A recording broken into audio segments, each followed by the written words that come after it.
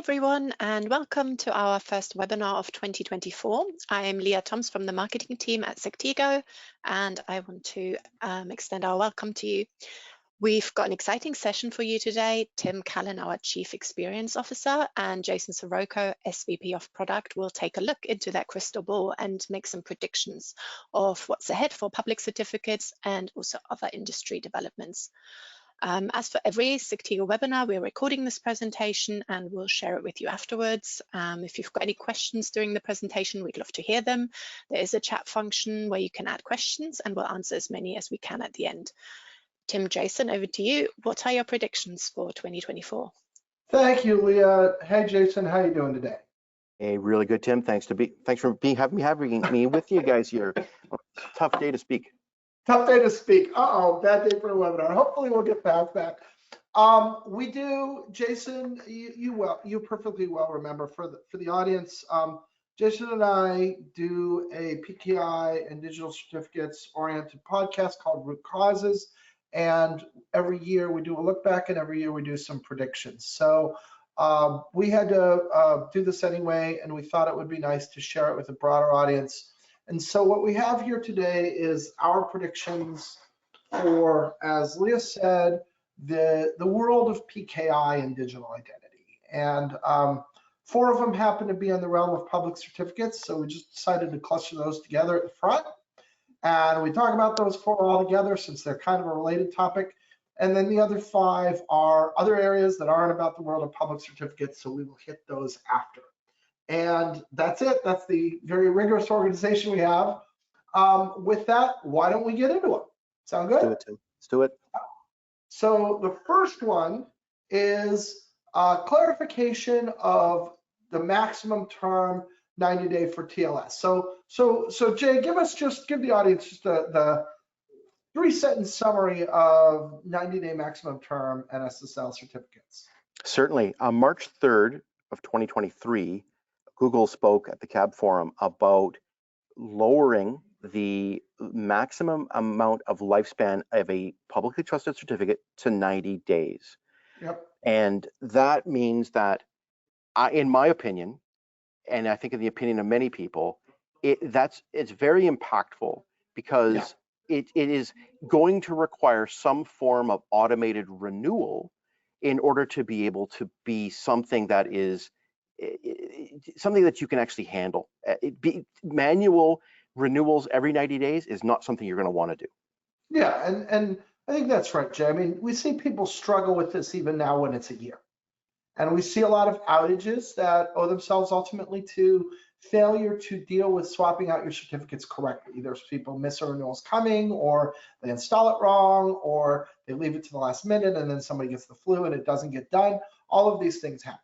And you start imagining taking this down to 90 days, which is going to mean a more than 4x increase in the amount of times you have to do this.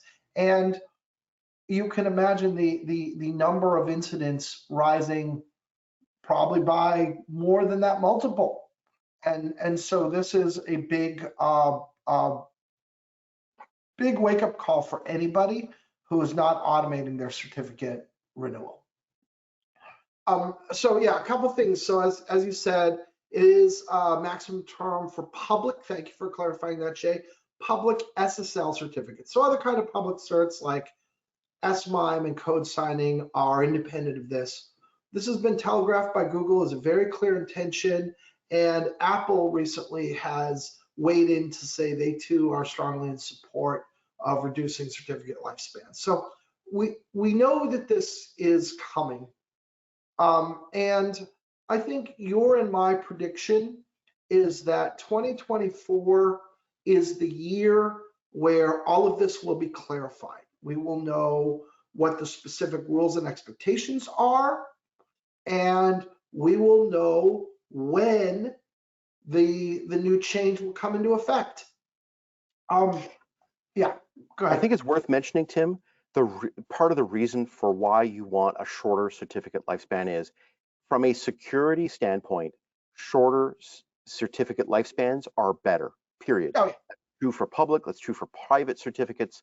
It's the amount of security that you gain, the difficulty for the bad guy, the reduction in the risk surface, it's just better. So we want to mention, we support this. We think it's a good idea. The outcome, though, is you're going to have visibility of your certificates. You can't manage what you don't know you have, and some form of automation is going to be a smart play here. Yeah, and just to put it, I mean, just as one example, let's just use one example to kind of make it concrete. Because sometimes people challenge me on this and say, well, why are they more secure? And so I always use this example. I say, okay, let's suppose that somebody manages to infiltrate your systems and steal a private key. Let's say they steal a private key for a certificate that's been in production for 70 days. So in the era of 90-day certs, they have a total of 20 days to exploit that vulnerability before it goes away. In an era of 398-day certs, they have more than 300 days to exploit that vulnerability before it goes away. And this same basic argument applies to all kinds of things. So shorter certificates that swap out more quickly are more secure. They are considered to be a best practice in providing a more secure environment. And the browsers understand this, and the browsers fully intend to take the industry there.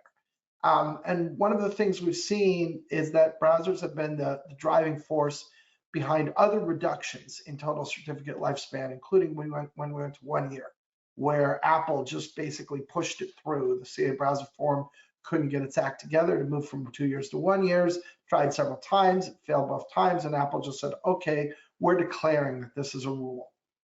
And everybody had to get on board.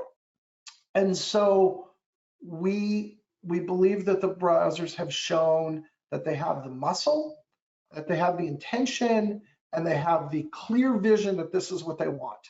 And all of that is going to cause this to occur. What's been unclear to me, so while there's no clarity in my mind that it's happening, the rest of the stuff still needs to be resolved. Exactly what will the rules say in a precise way, and exactly when will this change go into effect? I believe this is the year where it's clarified, and I believe it's clarified not later than this summer. And that by July, let's say, we will all know when exactly this new rule is going to go into effect, specifically what the new rules are going to be, and that what we all have to drive toward. I'm going to go a step further. I predict that the actual last date that you will be able to issue a more than 90-day public SSL certificate will be sometime in 2025.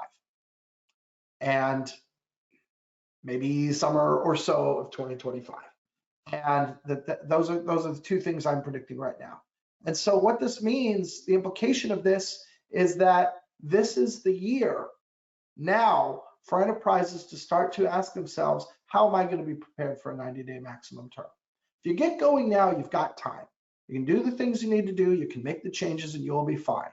If you sit around and gaze at your navel for the next 12 months, you may not have time, and you may have yourself in a pinch, right? You might find yourself in a pickle. So this is the time to get going on it early, get started now, and we'll all have the time to do it right without it being an emergency. Do you want to add to that, Jay? Yes, if you find that your organization or the way that you're procuring digital certificates for publicly trusted purposes is, if you're waiting for that last moment and you're having to do the land rush to buy one of the last grandfathered 1-year certificates, I think you're playing this game wrong. Yeah, agreed. I do think you're right, Jay. I think whatever that day is, let's call it T0. I think in the month leading up to T0, we will see a surge in purchase of TLS certificates as people buy themselves some time, right? And yeah, you can do that, but that's a limited effectiveness, because what happens if you need to replace something, right? As soon as you need to revoke and replace the cert, you're on a 90-day cadence. What happens if you stand up something new, if you have an unexpected need? What happens if you missed something and it comes up for expiration? So even that, though I'm sure that will happen, I've got to advise that that is a dubiously effective strategy for stretching your time before you really need to be ready to deal with this. All right, so next one on the list, multi-perspective domain validation, once again, will be clarified. So, Jason, what's the quick capsule summary? What's a border gateway protocol attack, and what does MPDV do about it? For those of you who've purchased or issued publicly trusted certificate, SSL certificates in the past, you know that you have to do what's called a domain validation. Right. And that domain validation basically proves that you own the domain for which you are issuing a certificate for.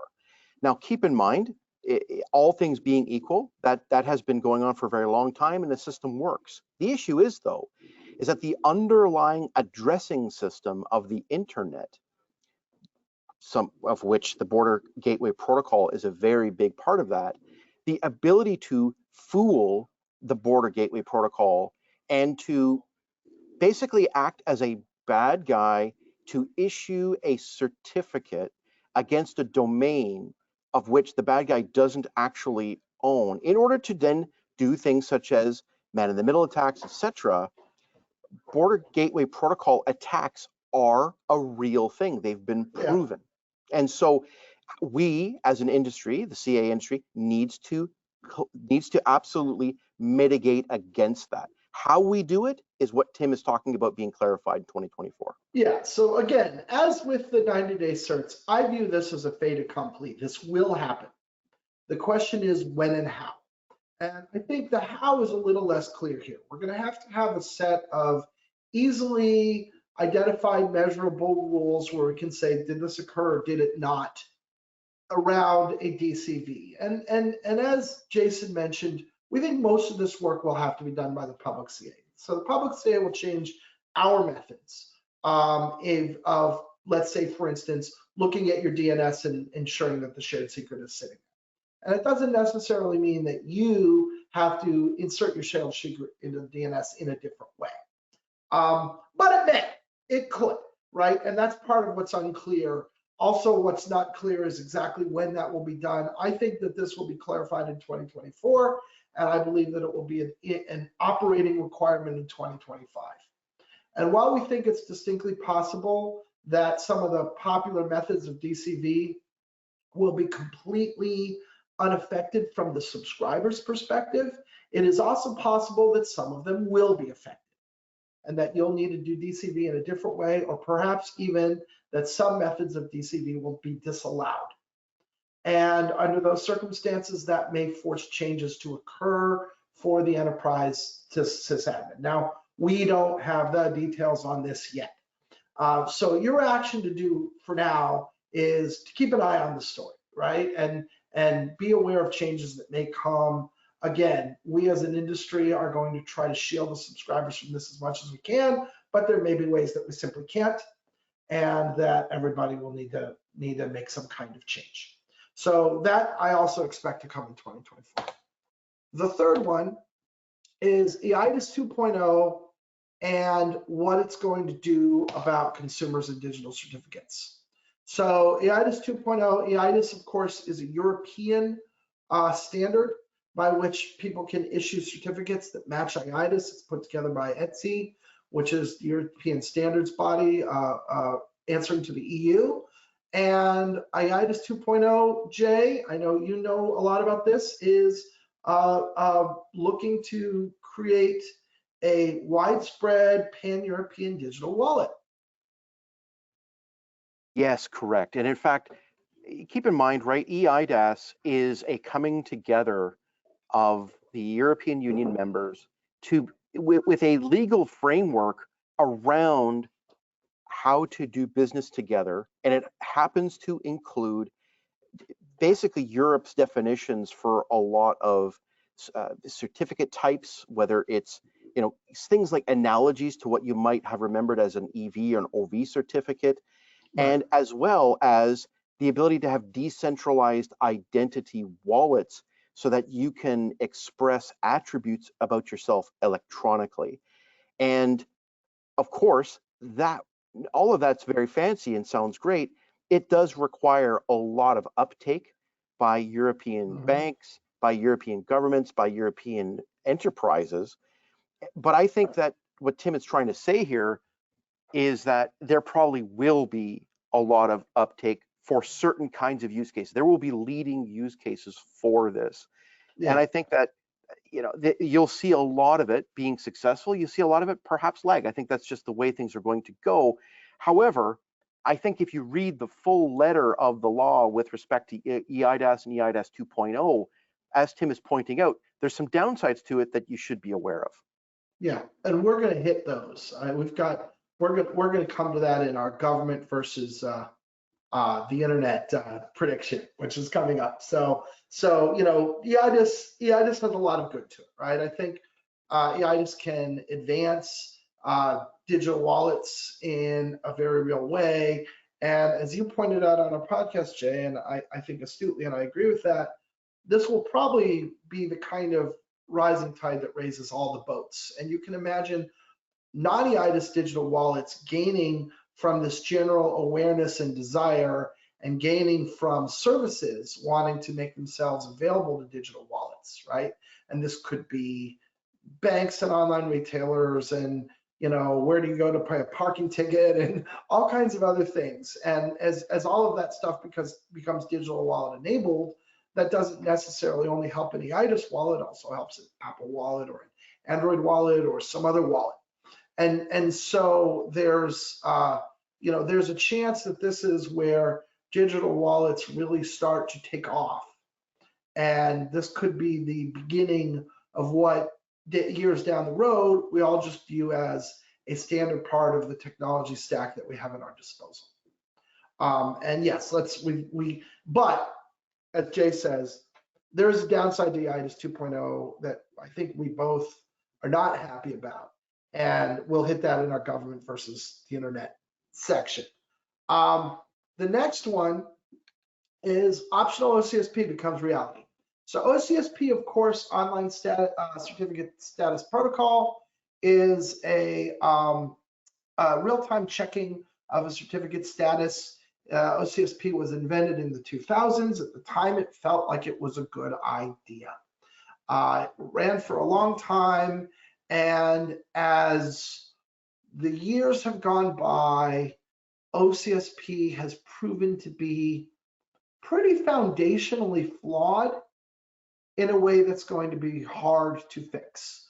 And the concerns around OCSP are twofold. One of which is OCSP is very easily fooled by a bad guy. If I manage to do some kind of man-in-the-middle attack, if I'm poisoning your DNS and sending you to the wrong place for a cert, and I have to get around real-time status checking, it's actually very easy for me to do that on the server side.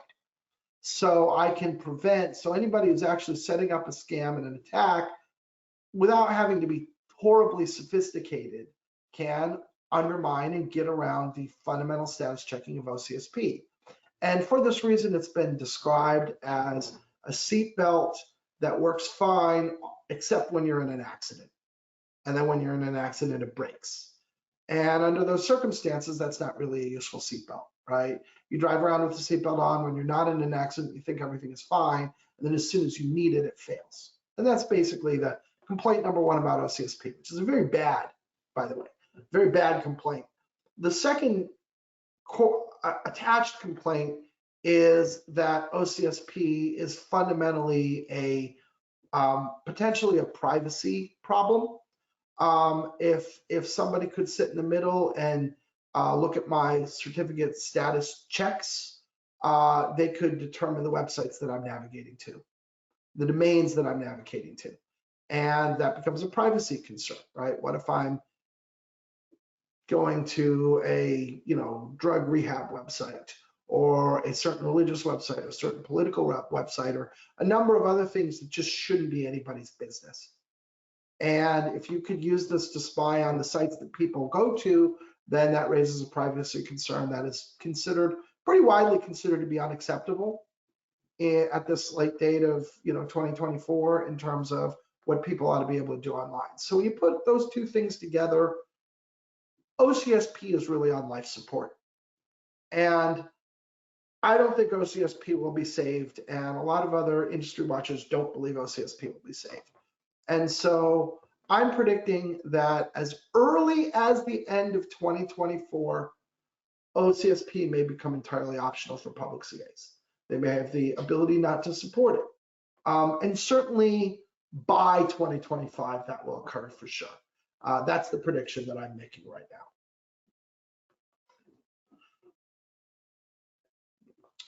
Now again, how does this affect you as a consumer? Not terribly. There are other strategies. There's a kind of a sharded CRL strategy that CAs can move toward. That is probably where the industry is going to go on the whole. I don't know how fast we're going to go to get there, but I think that's probably a place that will ultimately wind up. There's also another proposal on the books that might happen in tandem with this, which would be that very short-lived certificates, like 10 days or shorter, won't need any revocation checking at all. And if we move into an era in the future of very short-lived certificates with no revocation checking, then essentially what happens is certificate expiration itself is a surrogate for revocation. So what you can do is you just cycle out your certificates, I'm going to make up a number, every 5 days. And then if there's a problem with the certificate, it just goes away in 5 days anyway. And you do that instead of revocation. Yeah, thanks, Tim. I was just going to add to that, I think that a sub prediction to this, exactly on the lines of what you just said, is that we will see some CAs issuing sub 10-day certificates in 2024 for this very reason. So if you think 90-day certificates are short or not coming, I got news for you. 10 days are also coming, and for very good reason. I agree with you, Jay, on that. And in fact, Let's Encrypt has already promoted that it's on their product roadmap. So that's one of the things that they don't have today, but they have said that they are going to deliver. And you know, that will be, if we talked about 90 days being a driver for the need for automation, think about a 10-day scenario. 100% automated in that kind of scenario. And without that, I don't think anyone's going to 10-day certs who isn't 100% automated. All right, so next one. I'm looking for my mouse, there we go. What do we have here? Okay, so that was the end of our public cert predictions. So now we have 5 more predictions. These are kind of broader PKI industry 10s. The first one is 2024 is the year for enterprises to wake up to post-quantum cryptography. So post-quantum cryptography, of course, if you listen to this webinar series, we've given several webinars on this, but the basic idea here is that these would be new cryptographic algorithms that would be, what do I want to say, immune to Shor's law, which is a thing that will completely allow a quantum computer to completely break RSA or ECC. And post-quantum cryptography, PQC, is the path forward. That will require a different breed of certificate that governs and enables that PQC. And though you and I have been talking about this for about 4 years, Jay, 5 years, this really, 2023 was a year that we saw widespread attention across the technology industry, where people in the technology space really started to wake up and say, oh, this post-quantum cryptography thing, I guess I need to do something about it, right? Do you agree? Yes, you're 100%, Tim. Not the least of which, and I'll just put this bug in everybody's ear, the harvest and decrypt problem is a problem you all have right now, which basically means the bad guys who are recording your encrypted transmitted data, yes, it's safe at the moment, it won't be safe in the future. And waking up to PQC doesn't just mean, hey, have I read NIST's latest PQC documentation and about Crystal's Kyber and Crystal's dilithium cryptographic algorithms and all that sort of, you know, interest sake stuff, but it's real risk for real enterprises right now that really need to be thought about. Take inventory of your cryptographic assets, take inventory of your secrets, and start to think about how PQC can help to protect them going forward. Yeah, I think that's a great point. And there's a lot of reasons why 2023, I mean, I wrote here 2023 was the last year, the year industry. Really, it was the latter half of 2023, really. We saw some action at RSA. There were 3 speeches on PQC at RSA. There were maybe 6 vendors that were talking about it on the floor that I could find. I think RSA in 2024 is going to look radically different in that regard. And you know, we've seen just an emergence of a lot more things. There's also been a lot of activity on the cryptographic side. NIST released its set of standards. We're working on adoption. People are now trying to poke at those standards. We, you know, saw a real interesting attack on a lot of implementations of Crystal's Kyber recently that was eye-opening for a lot of people in the industry. And so all of this is going on kind of in a big way now.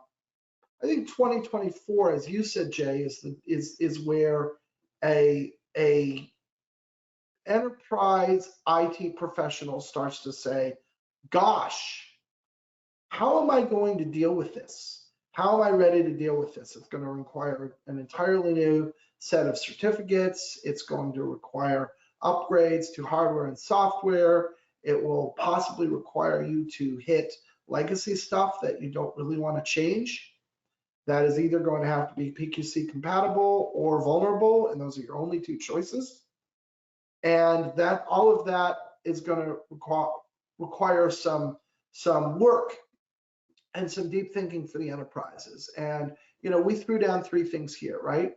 Think about certificate discovery, find out what the cryptography you have is and where it is. That's what Jason was referencing. Think about visibility, real-time, ongoing, continual visibility on what you have. And think about how you automate the change out of these things. Because we are literally talking about the complete, you know, ultimately the complete removal of RSA from all of our systems. And it's one of the most ubiquitous things there is in computers. So getting rid of RSA is going to be a big, big, big deal. Tim, I just want to add to this that the activity and homework you have as part of these predictions is very similar in waking up to PQC as it was for what you were speaking of previously about shortened certificate lifespan. Yes. Discovery, visibility, automation, it's the same homework for these 2 predictions. You're absolutely right, Jay. And the other thing that's exactly the same about it is you have time. If you do it now, you have the time to do it right. You don't have to be frantic. Your hair's not on fire. You don't have to worry that there's going to be a crisis that you're not ready for. If you get started, if you wait until there's a crisis before you start, it's going to be a very tough road. And that's why, again, why we're very, I think you and I are very aggressive about getting the word of these developments out now, because we want our community to be working on it now rather than wake up one day and realize that they have a problem. So that's a big one. I really hope this one proves to be true. I want to look back at the end of 2024 and say, yes, indeed, enterprises really got on it this year. That's something that I'm hoping that we see. The next prediction, CLM on the ascent. CLM, of course, stands for Certificate Lifecycle Management. I think we both agree 2023 was a year of CLM on the ascent, right? 2023 was the year when the world woke up and realized that CLM was a thing. You agree? Tim, absolutely. I think that people were starting to look at the shorter lifespan announcements. People are, you said it perfectly, the year of industry picking up on PQC and now enterprises picking up on PQC. And also generally just saying, you know, I'm done with manual renewals of certificates. I can no longer not have visibility to my certificates. CLM on the ascent. Yep. And I think we're far from being done with that. I think there's still an awful lot of realization and understanding that needs to occur throughout the enterprise. And 2024 will be a strong continuation of that. This is both individuals in IT and implementation roles who haven't thought about it, don't recognize the value of it, don't recognize how it's going to make their lives better, but it's also awareness in other areas of the company. It's CFOs and CEOs and boards and people like that being supportive of these changes and clearing the road for you to implement these changes. And I think we're going to see a lot of that occurring in 2024 too, as the general penetration of awareness of CLM and its benefit and the risk of manual certificate management continues to increase.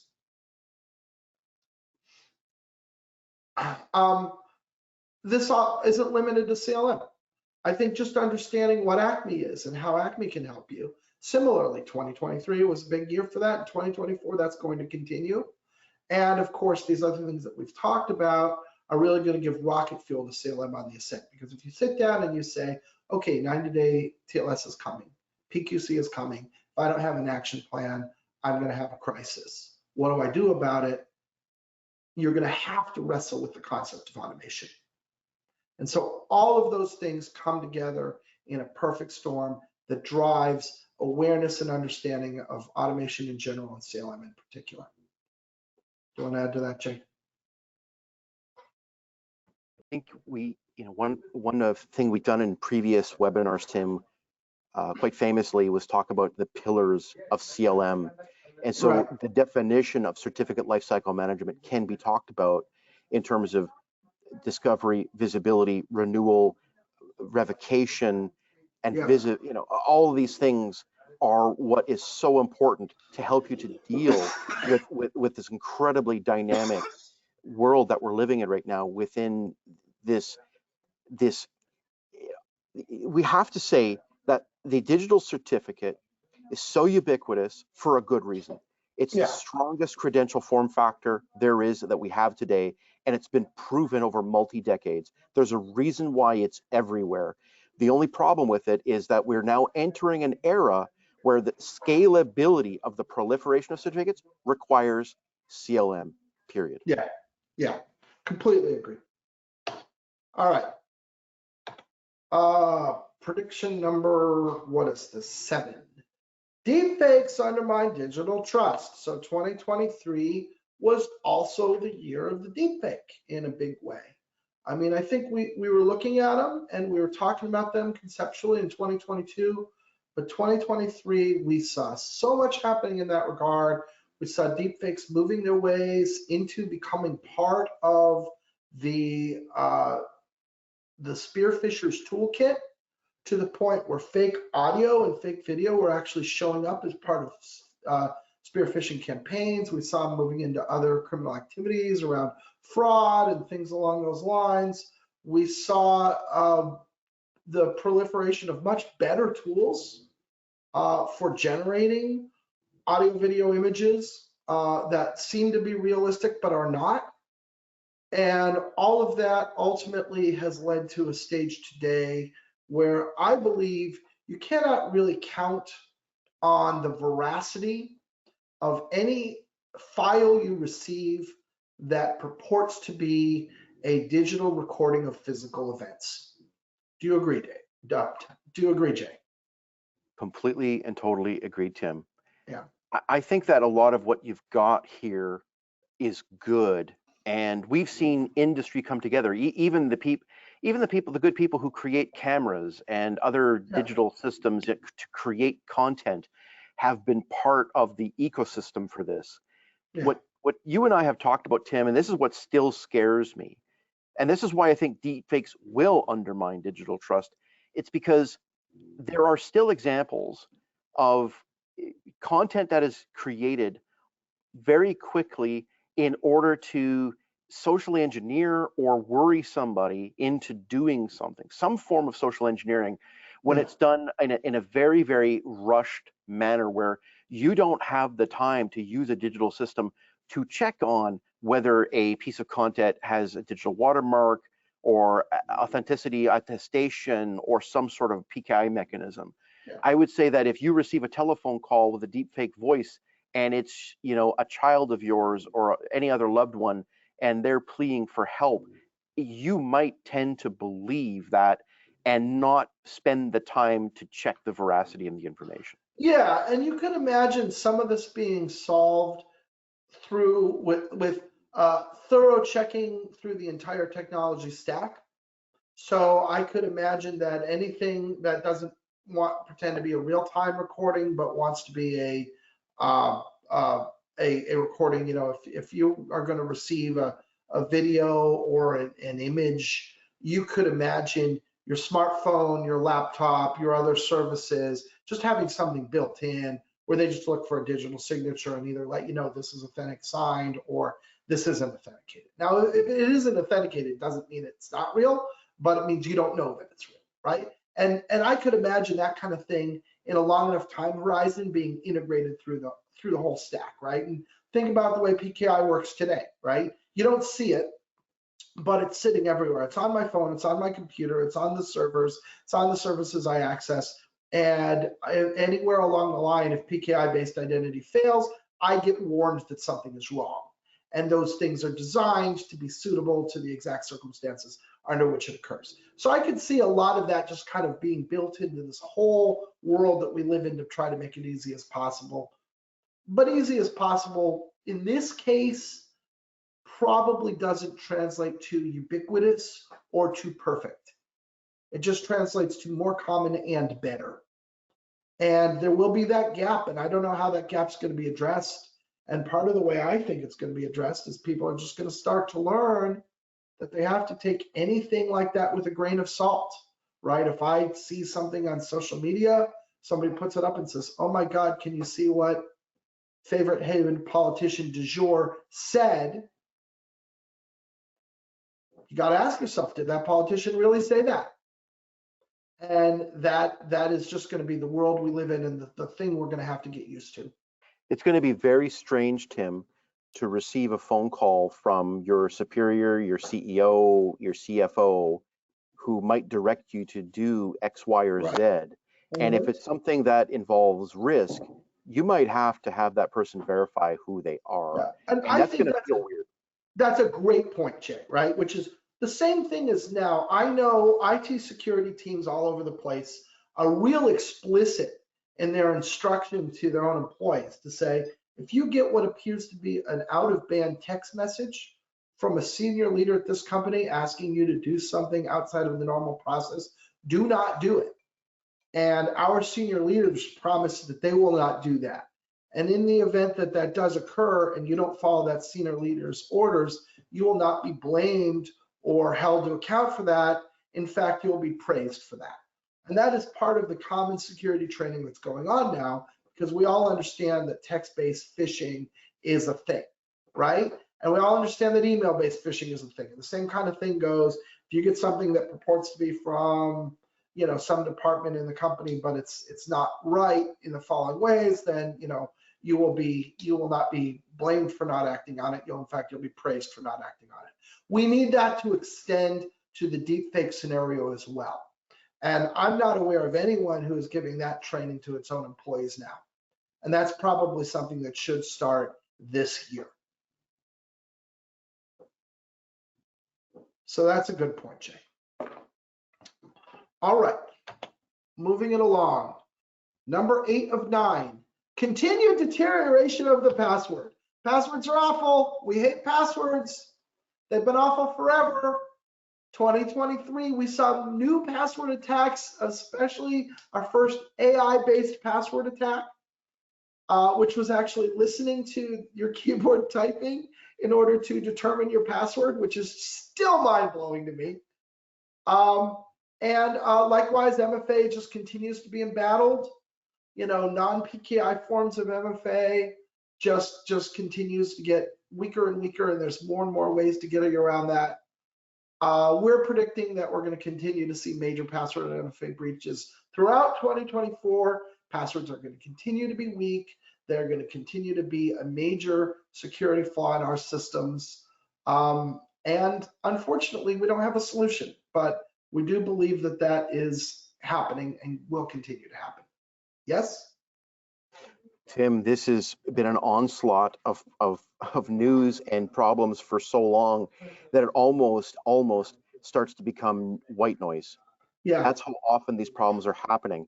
And I'll tell you, for those of you who've been trained, even in your current cybersecurity training to trust MFA, I can tell you right now, you can do a little bit of a look up yourself and understand that just about every form of multi-factor authentication is successfully being attacked and bypassed.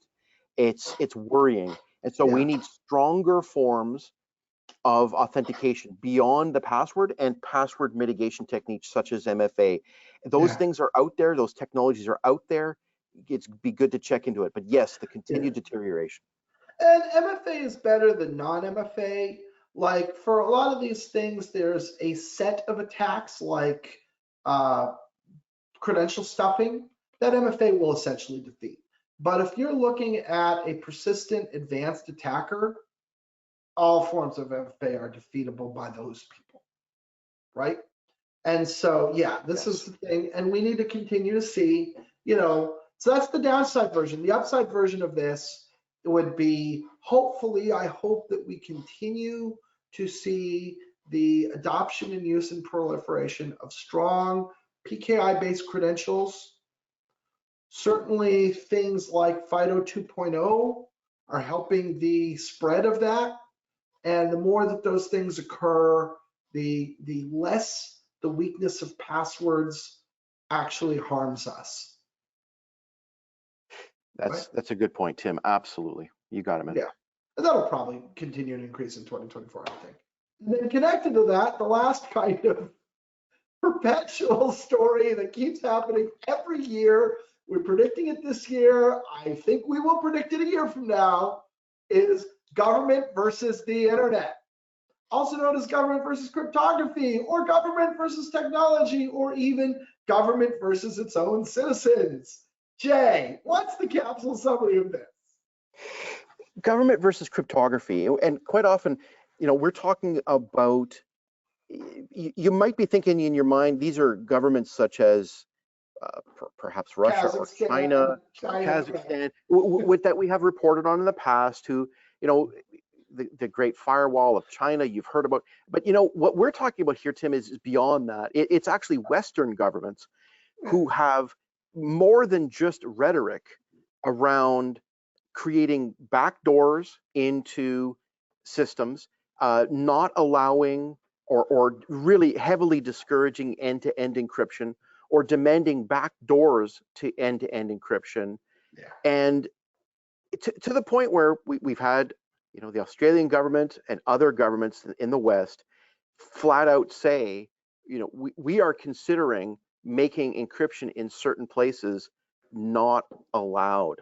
And especially in peer-to-peer communications that the government seems to want to, all I can understand is mass surveil these kinds of communications. Yeah, absolutely. And part of what's so disappointing about this is what you said, Jay, right? This is not, there's a certain set of governments that aren't terribly interested in, human rights. And we know who they are, right? And, but we're not talking about Azerbaijan here, right?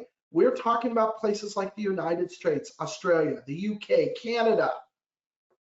And these are countries that are supposed to be on the very leading edge of citizens' rights. And yet there is this persistent attempt among people in government to try to limit and control technology, especially cryptography, but not only cryptography. And this just goes on and on and on. And this is a story that goes back for decades. And unfortunately, I think this is a story that will continue for decades. Tim, I want to touch on what you left on the table earlier about EIDAS 2.0. Yeah. And I'll bring it up here, which is, if you read down the rules of EIDAS 2.0 down far enough, your eyes will go really wide after you've read quite far down, and you'll realize the EU is basically saying that just the trust store of your browser alone, they want to be able to determine who is in that trust store. Because right now, it's Apple, it's Google, it's Microsoft, and the other browser vendors who determines which certificate authorities that they trust. Right. And that has worked out very well, because untrustworthy CAs get removed from trust stores. That's good and that's healthy. Yeah, and we usually see about one CA a year that gets taken out. right? Right. It's a real thing that really happens. What happens if the EU says, there's this CA that we want to include in your trust store as a European citizen, and you don't have a choice and your browser doesn't have a choice? Yeah. Why would a government do that? And I can tell you why they would do that. If they wanted to mass surveillance, that's the perfect way to do it. Yeah. And or even if, like, yes, that is definitely something we need to be worried about. And one of the things is, even if they implement it for some other reason, once it's there, that door is open, someone is going to walk through it. And this is something we've seen again and again and again, is people at three-letter agencies and people in law enforcement, if the door is open, someone always walks through it, always. And so the only way you can prevent those kind of violations of citizens' rights and citizens' privacy is to not allow the door to be opened at all. You cannot rely on the good graces of the people with that power, because we've seen over and over and over and over again throughout history, somebody who has that power abuses it. Backdoors are known by the bad guys as well. So it's not just the government's wanting to do bad things to you, or whatever their intentions are. Backdoors, as Tim perfectly said, get walked through, and you might not know who's walking through. It's always a bad idea. And that's a great point too, Jay. Absolutely. The only way you put these things in place is you fundamentally weaken security. And weakened security is weaker. And it's weaker against everyone. And so these are strategies where governments are trying to weaken security. And then, you know, and then even if we were gonna, even if we're gonna, again, take the charitable view and say that governments aren't trying to control routes because they want to have the option of conducting mass surveillance, and even if we say, and even this isn't going to go afoul and someone's going to use it down the road to do that anyway, at the end of the day, the last problem simply is that I do not have any faith that your average government of any nation on this planet is better at running a public PKI than the born and bred companies who have done this from the very beginning. I do not believe that Germany is better at this than Apple. I do not believe that Sweden is better at this than Google. I do not believe that Spain is better at this than Microsoft. They're just not.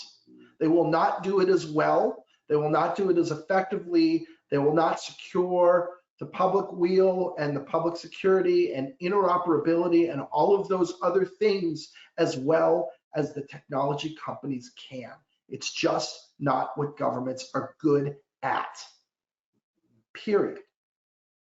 Yes, deciding that you should have a backdoor in end-to-end encryption, and deciding that a web browser should have a maximum level of security, not minimum, Yes. are not positive things, no matter how you put it. That's an example of them not being good at it, right? Like right there. So I did say something which perhaps was a little optimistic and starry-eyed. I said, it will continue not to work. Technology is more powerful than any individual government. I think in the long term, that is true. It will continue not to work. I think in the short term, governments have the ability to hurt overall security. And unfortunately, we do see them doing that. And unfortunately, you and I both predict that that will continue through 2024. That this will be a prediction in 2025 and 2026 until somehow we all wake up as a society and tell our elected leaders this is not okay. Here's a bummer. Way to end the webinar on a bummer, right, Jay? Well, the government, at this point in history, I think most governments are a bummer right now for some reason. I don't know what it is. I mean, hey, is this webinar Canadian enough? I might have to go to a gulag. I don't know. That's right. Jay might be taken off the air for not being Canadian enough. So before we get taken off the air for not being Canadian enough, if you did like this conversation, we referenced several times, Jason and I run a podcast called Root Causes, a PKI and security podcast. If you search for Root Causes podcast, it'll be the top result for anywhere that you like to listen to podcasts. It's very, very popular. We strongly recommend you listen to it. We have more than 350 episodes. We publish new episodes every single week, and we talk about a broad variety of topics around PKI, digital certificates, digital identity, all the kind of stuff we talked about today and more. So we strongly recommend you subscribe, join us, listen to us. It's a bottomless topic. There will always be a new thing to talk about, and we will be available for that. And so with that, Leah, I think we're ready for questions. Great, and we've got quite a few. Cool. First one, our biggest challenge is getting the certificate replaced at application level where it is being used. How do we best handle this?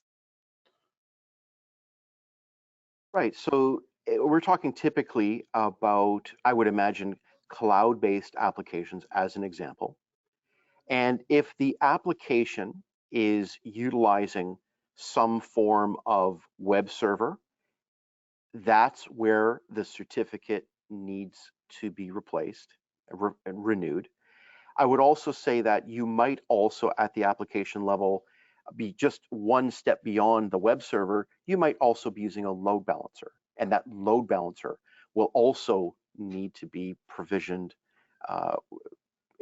at certain points in time. In other words, the certificate needs to be renewed. So there are provisioning technologies for web servers. Tim mentioned Acme in this webinar.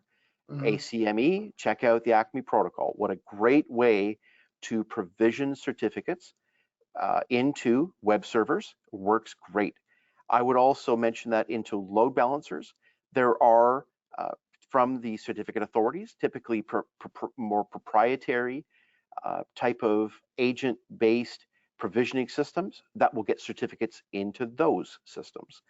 If you're talking about getting certificates into applications that run on mobile devices, the SCEP protocol is another way of provisioning those things using MDM tools, and ultimately underneath all MDMs is some sort of SCEP protocol. And so those are three ways to get certificates renewed into various kinds of applications and where they reside.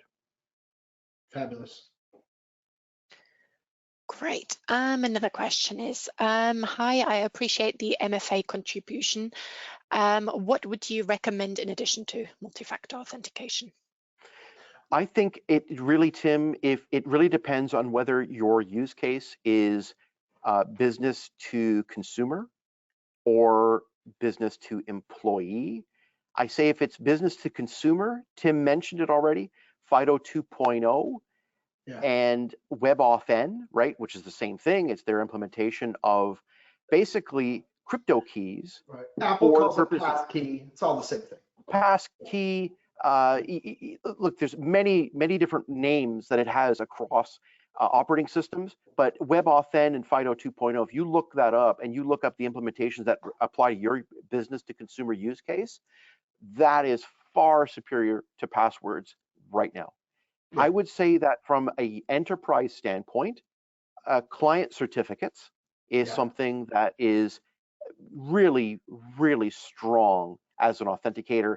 And it is, you know, if you're, the difficulty in implementing a private certificate authority within your enterprise, trust me, it is not your grandfather's CA anymore. The stand-up of these things is much less expensive, much less risky, takes much less time to do. Check it out. Cool. Right. Another question is, what's the problem with using an Amazon certificate manager as a CA that is then made public? I would say that if your application, whatever you're doing, has no hybrid networking, nothing that's coming from on-prem, everything, absolutely everything about your environment is completely contained within that Amazon technology stack, I'm not sure there is a big problem with that, Right. except Yeah. except that you might not have full visibility, a single pane of glass for all of your publicly trusted certificates, because I would argue there's almost nobody who's entirely all of your certificates are in Amazon. I would say that in reality, you probably have that credential form factor of certificates from a number of sources, and you will want to have visibility to it. So there's nothing wrong with using Amazon as a CA, but there is a problem with having a single pane of glass of visibility. Yeah. Great. What can I do as a certificate user to prevent the move to 90-day SSL certificates? Oh, nothing. Here's the thing to understand about the major browser root programs is they have, first of all, they have a great deal of technical acumen, and connected to that, they have a great deal of confidence in that technical acumen. And they are pretty convinced that this is the path forward. I sit on CA Browser Forum with these people. I talk to these people. I converse with them all the time.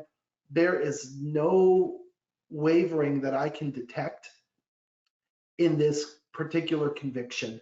I think for that one, it is a matter of time. It is a matter of how and when, and it is not a matter of if. And I don't believe that we as subscribers will make that change. I think what they're going to say is, yeah, we fully expect subscribers not to want to do this. We watch people skip on security all the time, and they think it's a good idea until they wake up and realize it's a very, very bad idea. And our jobs as technology people are to set parameters. And they believe that, and for what it's worth, I think they're right. And I think this is how it's just going to be. Let's not try to fight it. Let's try to understand that it's coming and try to be smart about how we adjust to it. Right? Absolutely. Tim, maybe just a couple extra, just a few short statements on that. I would say that shortening certificate lifespans is always a good thing from a security standpoint.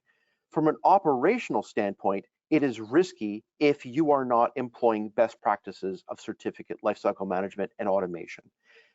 I would then say that for all of the cryptographic agility things that we spoke about in this webinar, CLM and automation is what helps to basically buy away your problem. It essentially becomes very cheap insurance against all of these trends that will be inevitable in 2024. Yeah. Great. Maybe we've got time for one more question. When will we have to stop using RSA? Oh, completely stop? Yeah, it's such a hard one. Like Jason said, the arguably it's already too late, because harvesting a crypt might be occurring right now. Now, to some degree, this depends on the value of the secret and the length of the secret. So I'm not worried about somebody harvesting and decrypting my credit card, because by the time they can decrypt my credit card, it will have expired. So that one doesn't bother me. But if you think about secrets that'll still be secrets in 10 years, so there's plenty of in the world, those are things you need to be very deeply worried about already. So, what'll happen is probably in the next few years, we will get to the point where there's widespread enough software and hardware support, and you can get the certificates you need, and you'll be begin to be able to really use PQC in your real production environments. And then there will be some kind of change over time where we're getting rid of our RSA and we're replacing it with PQC, perhaps because you don't have full software support and everything you need, perhaps because you can't get it on the engineering roadmap. Maybe you have legacy systems that need to be upgraded. The thing to remember is the longer that you live with your RSA encryption in place, the greater your risk profile becomes. So there's not a hard deadline per se, but it's just a matter of my likelihood of being owned goes up and up and up the longer I'm using it. And for that reason, I imagine that most enterprises are going to take the highest value targets, if you will, the things that would be worst to own, and are going to prioritize moving out of those sooner. And they're going to kind of narrow down their use of RSA over time. And there may be a long tail of stuff that is hard to move and is deemed to be relatively unimpactful, and those might be the things that get done less. I'm sure that you'll be able to do, if you do a scan of the internet, that you'll see RSA in use for, a decade from now, but I'm hoping it's almost none. And what we need to do is we need to just wind that down and get rid of the critical systems first. What do you think about that, Jason? Yeah, Tim, I just want to add one little piece to that, which is I think it's worthwhile to think about elliptic curve cryptography based certificates, which are available today, using that instead of RSA, because there are some specific threats today against RSA. And what I'm saying about this is we keep talking about quantum apocalypse. On the other hand, there may be a necessary RSA cryptographic algorithm deprecation that will force us to go to elliptic curve cryptography based certificates before PQC, before Kyber is ready. And Tim, you and I on previous podcasts, Root Causes podcast, have talked about specific quantum computing capabilities that are being developed specifically against factorization of prime numbers, in other words, RSA. Yeah. So yeah, I mean, don't think about it like there will be a date when RSA will simply disappear. Think about it as getting the highest risk systems over to PQC as expediently as you can. Think about it as prioritizing, and thinking about it as making sensible risk evaluations as you're trying to figure out how to make this move. That's probably the more nuanced way to think about it, the way that's ultimately going to be more effective. And ask your CAs about compatibilities in your systems about using ECC. Might be worth the conversation. Cool. Great stuff. We filled the hour, so let's wrap it up, I'd say. There's a few questions that are outstanding. We'll get back to you on those directly. Thank you everyone for your time. Thanks, Jason and Tim. If you've got any more questions, do get in touch with the Sectigo team. We've got another exciting webinar coming up in February. The topic is how certificate lifecycle management helps address the IT skills gap. We'd love to see you there. You can sign up on our website. But for now, thanks for watching today.